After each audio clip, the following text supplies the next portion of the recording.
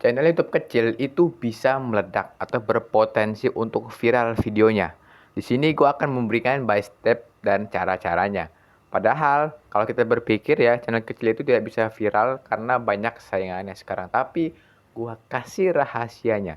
Yang pertama adalah teman-teman fokuskan akan kualitas kontennya, bukan jumlah subscribernya.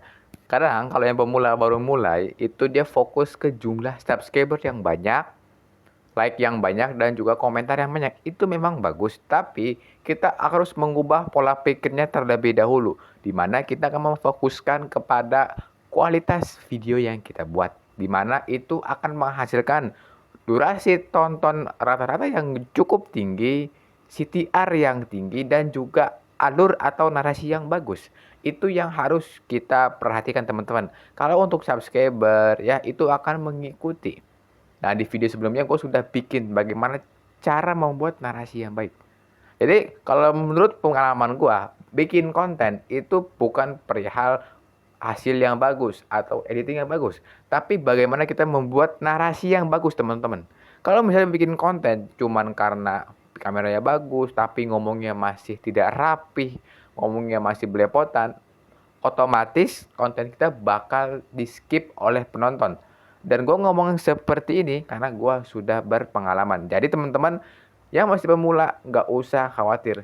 Kita fokuskan saja produksi kontennya dengan meningkatkan kualitas video yang akan kita buat. Poin yang kedua adalah ide yang relevan. Jadi kalau gue pernah bahas di video sebelumnya, gue bahas lagi di sini. Nah, ide yang relevan itu muncul dari masalah yang beredar. Jadi ide itu muncul karena ada masalah, teman-teman. Contohnya, cara menaikkan jumlah subscriber itu ada masalahnya. Jadi teman-teman kalau mau bikin konten harus punya ide yang lahir dari masalah. Ya, ide itu banyak, tapi kalau itu relevan atau enggaknya nggak ada yang tahu. Jadi teman-teman kalau kita bikin ide yang banyak, pasti ada dari diantaranya yang tidak relevan atau yang mungkin ditonton sepi. Itu sudah hal yang lumrah sekali, dan itu gue pernah ngalamin juga. Jadi teman-teman kalau mau bikin konten, kita harus tentukan dulu dari banyaknya ide yang kita eksekusi, mana diantaranya yang memang sangat relevan. Karena gini ya, kalau bikin konten cuman sekedar upload video atau cuman berharap dapat AdSense atau dapat subscriber yang banyak, semua orang bisa, teman-teman. Tapi yang tidak orang lain bisa atau yang mungkin tidak bisa dikerjain oleh semua orang itu adalah bagaimana membuat ide itu terlihat bagus.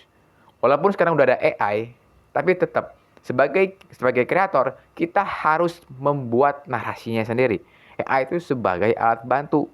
Ya, coba teman-teman deh, bandingkan bagaimana konten yang dibuat manual dengan konten yang dibuat oleh automation AI. Memang sih hampir mirip, tapi tanpa kita memahami dasar-dasar membuat konten atau membuat ide yang bagus, AI tetap tidak akan menghasilkan output yang maksimal. Jadi, perihal ide atau konten yang bagus itu lahir dari ide yang bagus, dan itu berasal dari masalah yang ada di dalam penelusuran YouTube. Yang ketiga adalah thumbnail. Thumbnail ini sangat penting sekali, di mana thumbnail ini penting karena dia nonton thumbnailnya. Gimana orang kalau sebelum ngeklik video kita, dia bakal ngelihat thumbnail kita terlebih dahulu. Apakah menarik atau tidaknya. Dan yang selain thumbnail, ada yang namanya judul video. Jadi kalau bikin konten, thumbnail dan judul itu harus berkorelasi. Dan jangan sampai tidak sesuai dengan isi videonya. Karena banyak sekali kreator yang menggunakan hal seperti ini. Dan kalau bikin thumbnail itu jangan setengah-setengah, teman-teman. Buatlah thumbnail dengan gambar yang bagus, dengan konsep yang bagus. Kalau teman-teman nggak bisa bikin thumbnail, bisa menggunakan AI sebagai ilustratornya. Di mana dia akan membuatkan desainnya, lalu kita akan perbaiki. Bukan berarti gue harus nyarankan teman-teman untuk pakai AI 100%, tidak. Dimana itu sebagai alat bantu. Jadi thumbnail dan judul adalah kunci bagaimana konten kita apakah bagus atau relevan oleh penonton. Yang keempat adalah konsistensi kepada target audiens.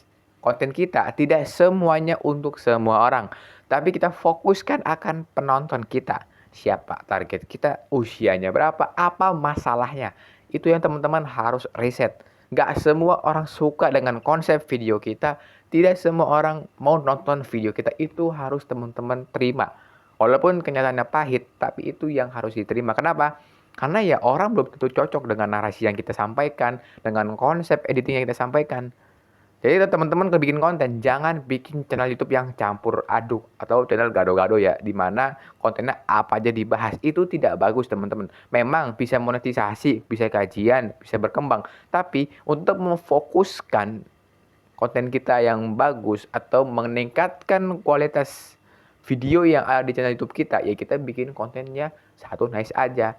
Ya, pastikan konten satu nice itu kan banyak lagi ya anakan ya. Misalnya kita konten mau masak nih, nah itu banyak tuh masak yang apa. Jadi teman-teman buatlah channel YouTube yang seperti itu agar kita bisa memfokuskan akan target audiens daripada video kita. Yang kelima adalah konsistensi akan polanya.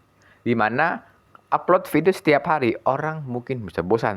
Tapi orang itu tidak akan bosan dengan narasi yang kita kembangkan, cara gaya bicara kita, dan juga mungkin konsep videonya. Tapi kalau konsep video ini bisa berubah teman-teman.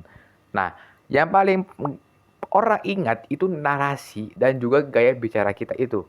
Jadi teman-teman kalau bikin konten, jangan berubah untuk hal seperti ini. Kenapa?